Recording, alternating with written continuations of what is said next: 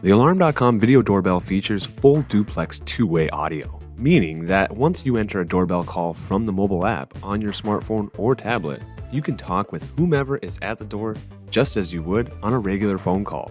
No need to push to talk and release to listen. Tap talk to begin a conversation. Tap mute to silence your audio. Tap the volume icon to adjust the volume during the doorbell call. To interact with other devices on your system while on a doorbell call, tap Actions. The device options displayed depend on the devices included in your system. Tap to select the desired device. Then tap to select the desired action.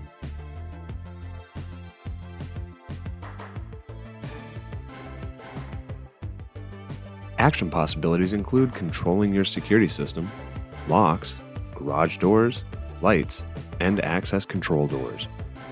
Once you've finished your doorbell call, simply tap End to hang up.